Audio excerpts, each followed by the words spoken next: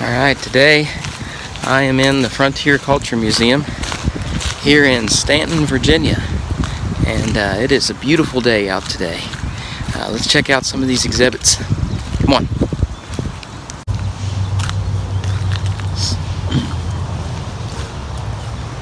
So the Frontier Culture Museum actually has recreated farms and buildings and so forth from the 1700s and 1800s, and these farms, we have reenactors that dress up in the clothes of the day. They talk about how the buildings were built and so forth. So we're going back in time today to Frontier Culture Museum. Check out this cow. Hey, buddy. Just eating you some grass. Eating you some grass. This is the 1700s African village we're walking into.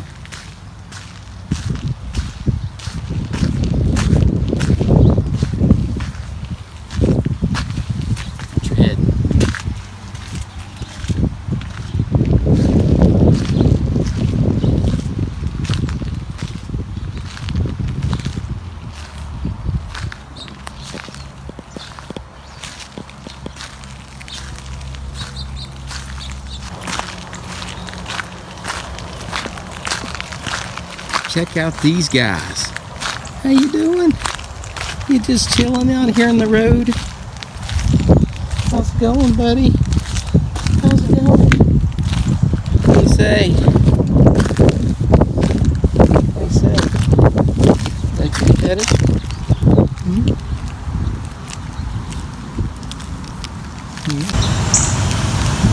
Now we're going even further back to the 1600s English farm.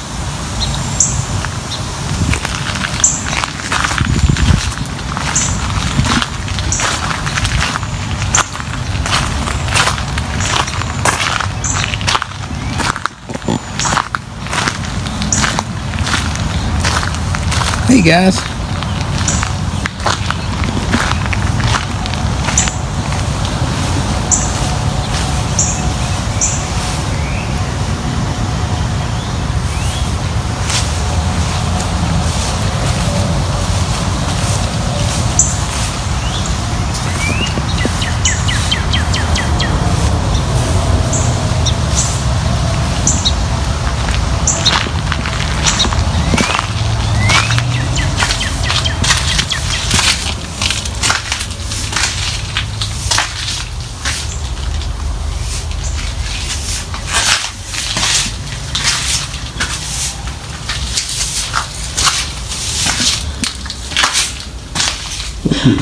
Cool.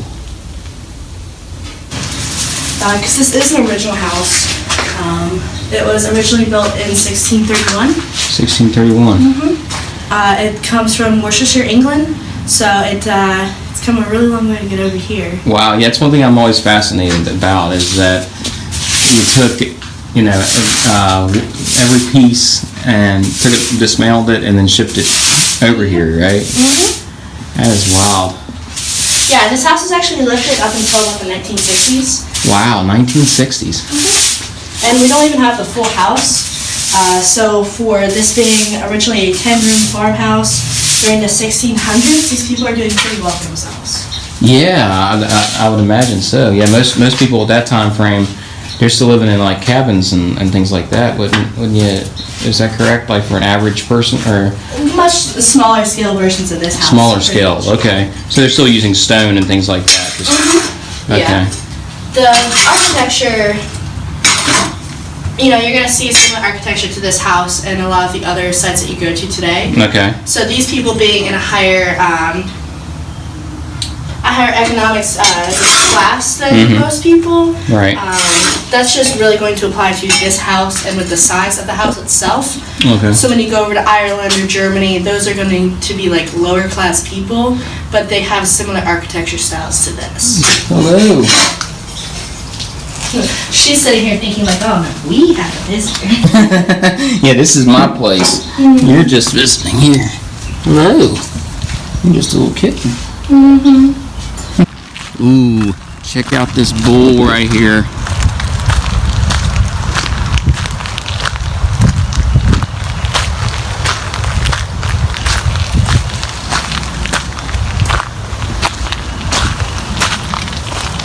Check this dude out. Hey there, buddy. You may not even be a bull. Are you a bull? I'm not really an expert on cows. Nope, that's not a bull. Clearly not a bull. That's a little lady. Look, we got a turtle. A turtle taking a bath. Hey, buddy.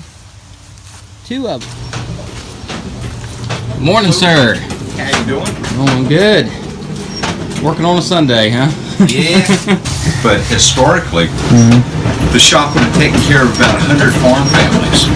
And you make all kinds of agricultural equipment, repair equipment, shoot horses, make household goods, tools for the craftsman, your own tools, pretty much anything and everything. Wow. So really quite a busy place. Oh, yeah. Gotcha. And all this here was made here at this shop? Most of it, probably 90% of it, yeah. Wow. And historically, the only thing you'd buy would be the anvil, the leg vise, and maybe a swag block. Wow. But everything else you make yourself.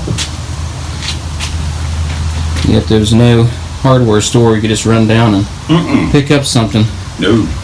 You had to forge it yourself. Or buy it from the blacksmith.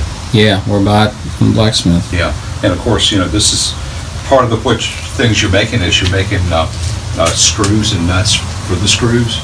So if you happen to lose the nut, then you can't run down and buy another one. Right. Yeah, you've got to come back and buy it from me. Oh, man. Because each one was custom made. Gotcha. So you're really the center of operation of the town. Because Exactly, the blacksmith's not there. It's kind of hard for the town to function for a lot of things. Exactly right, yeah. Because you can't go out and plow your field. You can't. You can't do anything without these tools. That's amazing. Hello, guys. Are you friendly? Hello. He's kind of friendly. Kind of friendly? Yeah. Hey there, buddy. Hey there. You want to put on those? Hey there.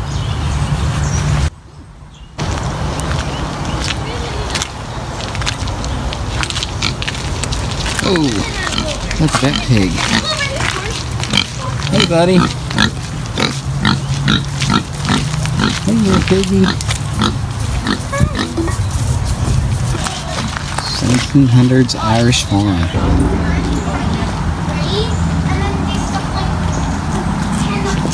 These are the barns. Check it out.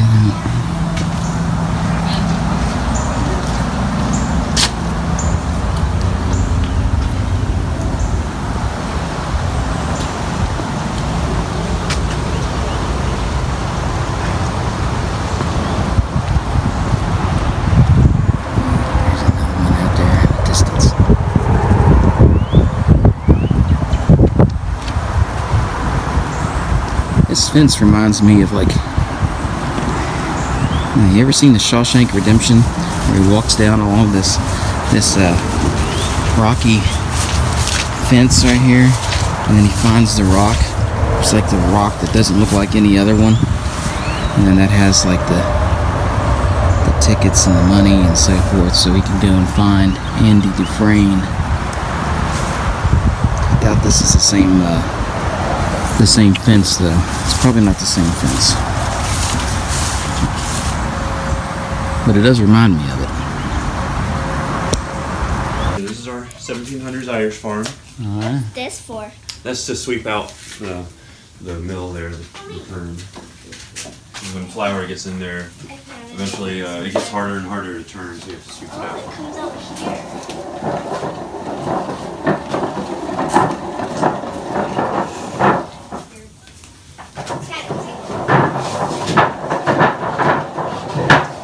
This is our all-in-one room here where they would cook, eat, sleep, do work like spinning thread. We have a spinning wheel in there along with our loom.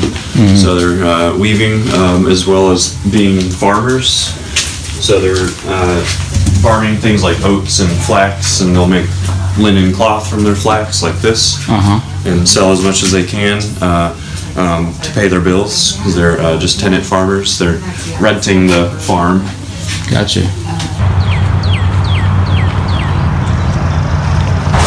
Hey there. Hey there, pig. How are you?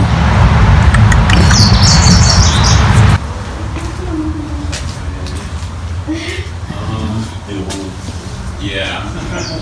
No one was ever the dairy barn.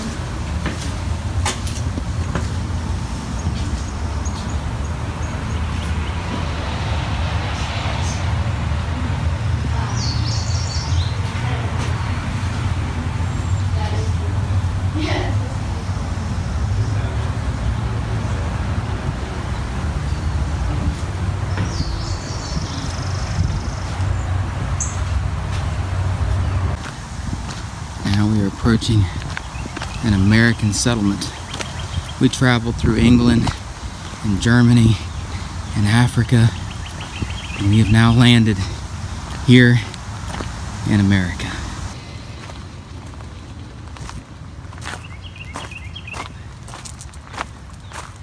So this house right here was built really just like the others, what they had at the time. And this was a very early dwelling of Americans, 1740s. There's a small garden right here.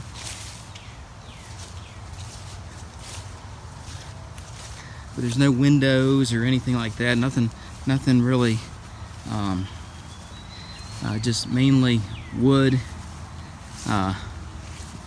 You know, just enough for shelter. You know, trees. You know, they cut down for shelter. It's really all they had.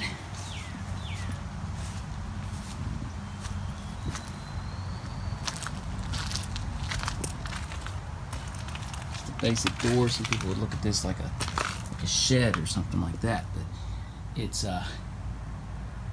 this is somebody's home. You know, they're drying leaves up there. And you could have a family right here in this area. Now eventually, once more work came into the area, they were able to build bigger farms and add additions to this house. See, just a very primitive chimney that they built with clay.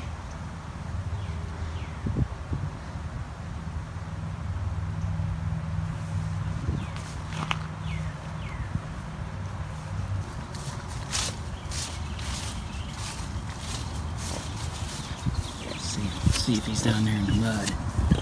Hey, buddy. Hey there. How are you? You getting cool? Chilling out there in the mud?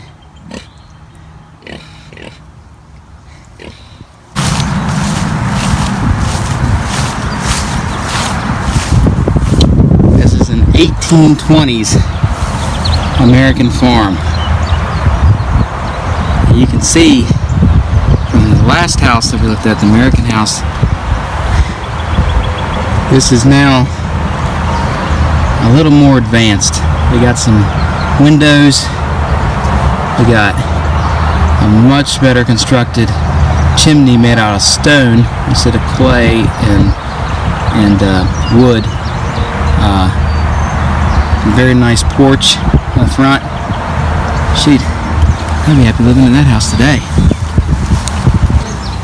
Right now we're in the parlor, and the parlor and breezeway are part of the 1820 addition. Okay. The original structure over across the hall is from 1773. Oh, wow. And then it was renovated in 1820, so that's what we show it for. Oh, okay. The old parlor house is very, very German, and then the addition here is more American.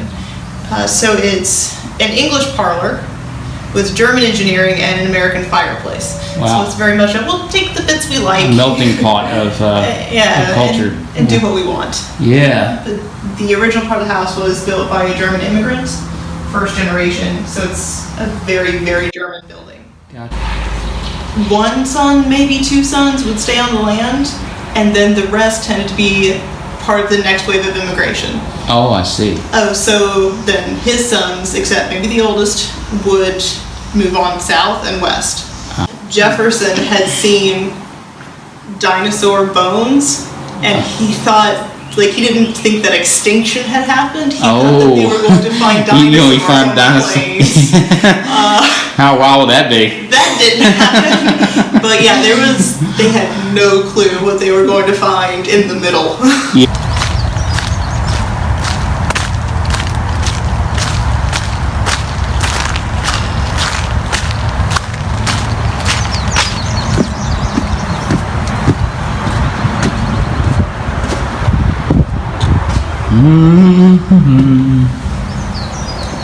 Check out that old schoolhouse. You see a blackboard there.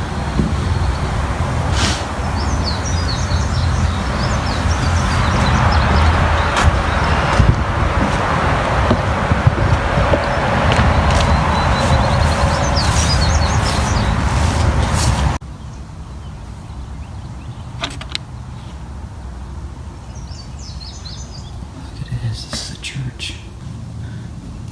This is the Mount Tabor Log Church. Let's see, what's it say here about it? It's a former United Methodist Church. It was in Augusta County, Virginia, just outside a village of New Hope. Each piece of the structure was carefully removed and stored.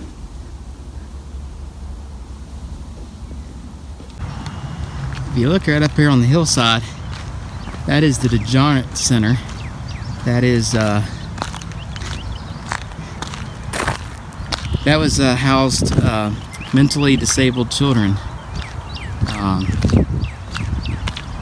It is now abandoned and probably set for demolition one day. Not able to get over there. Got no trespassing signs everywhere. And it's not very safe in there, my understanding. This whole property actually was part of the DeJarnett Center and was purchased by the Frontier Culture Museum. And Frontier Culture Museum actually owns the property where the DeJarnett Center stands. Now we're at the 1850s American farm.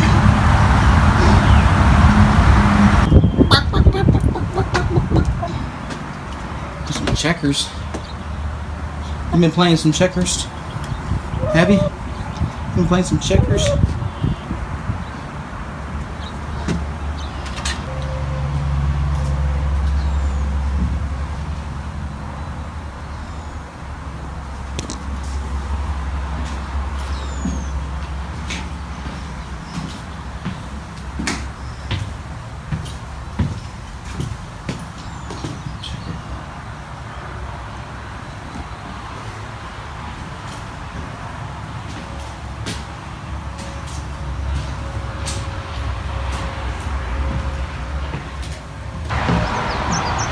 Nice wheelbarrow. Look at that.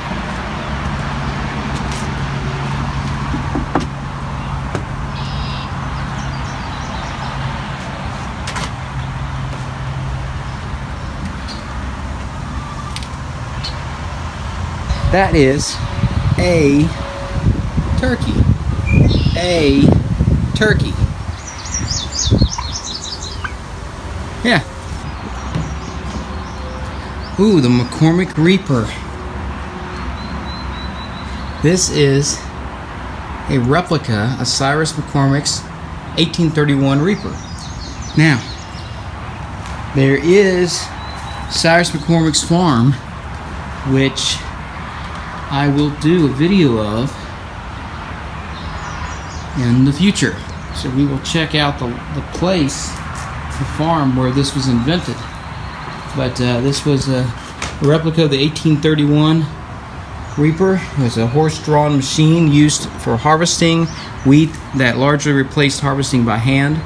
Around 300 of these replicas were made by the International Harvester Company in 1931 as promotional items for the 100th anniversary of McCormick's Reaper. So, pretty darn cool. Darn cool. Don't fear the Reaper. Oh, hey, Mr. Turkey. You coming out to say hello?